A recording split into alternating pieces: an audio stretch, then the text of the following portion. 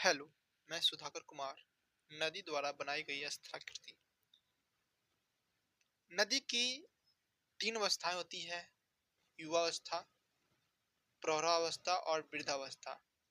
युवावस्था में अपरदन ज्यादा होता है दोस्तों, और वृद्धावस्था में निक्षेपण अधिक होती है। भी आकार की घाटी,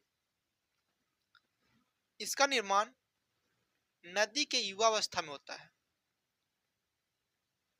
अब यह कैसे होता है? तो अधिक लंबवत अपरदन से, है ना। अधिक लंबवत अपरदन मतलब कि गहराई में अधिक कटाव से होता है भी आकार घाटी का निर्माण। ये दो प्रकार के होते हैं दोस्तों, एक गॉर्ज हो सकता है, एक कैनियन हो सकता है। अब प्रश्न होता है गॉर्ज क्या है, कैनियन क्या है। तो गॉर्ज का जब भी आकार की घाटी यानी जब भी आकार घाटी है, इसका मुख संकरा हो मतलब कि पतला हो, तो भी गॉर्ज का निर्माण होगा। और कैनियन का निर्माण कब होगा? जब इसका मुख चौड़ा हो, किसका? भी आकार की घाटी का, तब कैनियन का निर्माण होगा। गॉर्ज का उदाहरण जैसे दिहोंग गॉर्ज हो गया, सिंधु गॉर्ज हो गया। कैनियन का उदाहरण ग्रैंड कैनियन हो गया, पेन्नान कैनियन है। जलप्रपात, जलप्रपात का निर्माण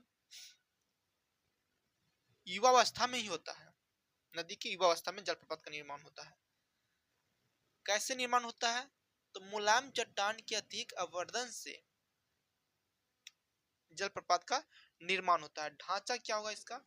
कठोर चट्टान क्लिप के रूप में निकल जाती है।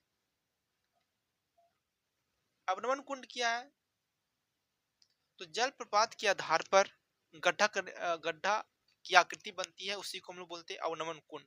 ये दो प्रकार के होते हैं दोस्तों, अस्थायी जलप्रपात, एक अस्थायी जलप्रपात। खादर और बांगर क्या है? खादर मिट्टी, बांगर मिट्टी। तो खादर नई जलोढ़ मृदा है, जबकि बांगर पुरानी जलोढ़ मृदा है।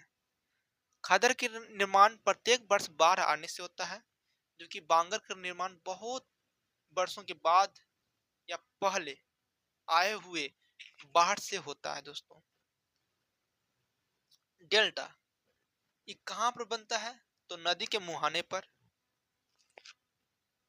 शर्त क्या होनी चाहिए?